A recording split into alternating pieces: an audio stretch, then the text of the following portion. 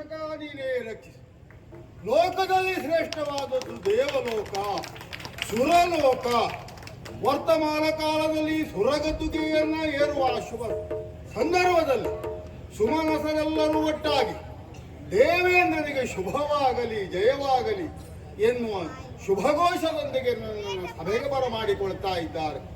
ಹೀಗೆ ಅವರು ನೀಡಿರುವಂತಹ ಗೌರವವನ್ನು ನೀಡಿ ಸಿಂಹ ನಿಷ್ಠರವನ್ನ ಏರಿದಂತಹ ಈ ಕಾಲಕ್ಕೆ ನಮ್ಮ ಬದುಕಿನ ಕುರಿತಾಗಿ ಸಿಂಹಾವಲೋಕನಕ್ಕೆ ಹೊರಟರು. ಒಂದು ಕಾಲದಲ್ಲಿ ಜಗಜ್ಜನಿಯಾದಂತಹ ಆದಿಮಾಯೆ ಲೋಕದ ಸೃಷ್ಟಿಗಾಗಿ ಮೂರು ಮೂರ್ತಿಗಳನ್ನ ಸೃಷ್ಟಿಸಿದಳು. ಬ್ರಹ್ಮ ವಿಷ್ಣು ಮಹೇಶ್ವರ ಎನ್ನುವುದಾಗಿ. ಬ್ರಹ್ಮನಿಗೆ ಸತ್ಯಲೋಕದಲ್ಲಿ ಸೃಷ್ಟಿ ಕಾರ್ಯವು, ವಿಷ್ಣುವಿಗೆ ವೈಕುಂಠದಲ್ಲಿ ಪಾಲನೆ, ಕಡೆಯ ದಿಕ್ಕಿನ ಒಡೆಯನಾದಂತಹ ಹರನಿಗೆ ಕೈಲಾಸದಲ್ಲಿ ಲಯ ಕಾರ್ಯ ಎನ್ನುವುದಾಗಿ. ಹೀಗೆ ಮೂರು ಮೂರ್ತಿಗಳೊಂದಾಗಿ ಅವರ ಸಂಕಲ್ಪ ಮಾತ್ರದಿಂದಲೇ ಲೋಕದಲ್ಲಿ ಅನೇಕ ಜೀವರಾಶಿಗಳ ಸೃಷ್ಟಿಯಾಯಿತು. ಆಮೇಲೆ ಮೂರು ಮೂರ್ತಿಗಳೊಂದಾಗಿ ಆಲೋಚಿಸಿದ್ದೇನು, ಲೋಕದ ರಕ್ಷಣೆಗಾಗಿ ಧರ್ಮಾಧಿಕಾರಿ ಪೀಠವೊಂದರ ಅವಶ್ಯಕತೆ ಇದೆ ಎನ್ನುವುದಾಗಿ ಮನಗಂಡಂತ ಅವರು ಈ ದೇವಗದ್ದುಗೆಯನ್ನ ಸೃಷ್ಟಿಸಿದರು.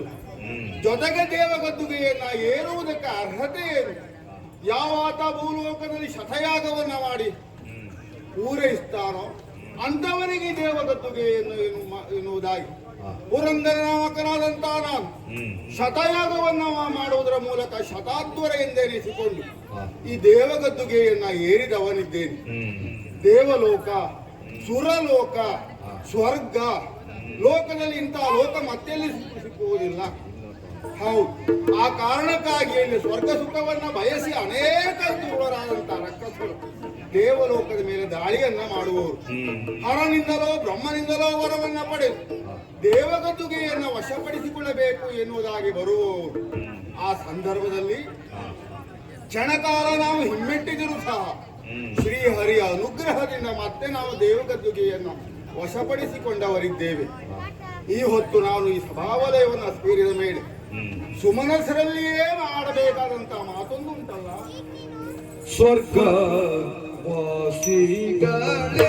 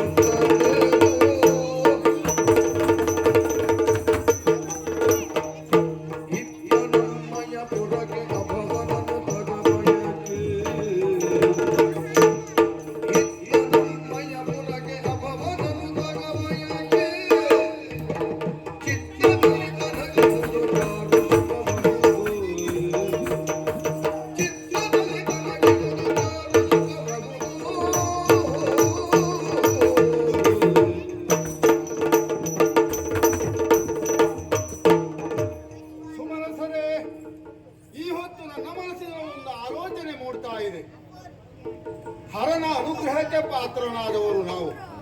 ಆದರೂ ಇಲ್ಲಿಯ ತನಕ ಹರನನ್ನ ಕಂಡು ಈ ದೇವಲೋಕದೆಡೆಗೆ ಅವನನ್ನ ಕರೆದುಕೊಂಡು ಬಂದು ಪೂಜಿಸುವಂತ ಅವಕಾಶ ನಮಗೆ ಸಿಕ್ಕಲಿಲ್ಲ.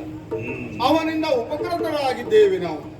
ಹಾಗಾಗಿ ಕಷ್ಟಕಾಲ ಬಂದಾಗ ಹರನನ್ನ ಪ್ರಾರ್ಥಿಸುವುದಷ್ಟೇ ಅಲ್ಲ, ಈ ಸುಖಮಯವಾದಂತಹ ಕಾಲದಲ್ಲಿಯೂ ಕೂಡ ಹರನನ್ನ ಪ್ರಾರ್ಥಿಸಿಕೊಳ್ಳಬೇಕು.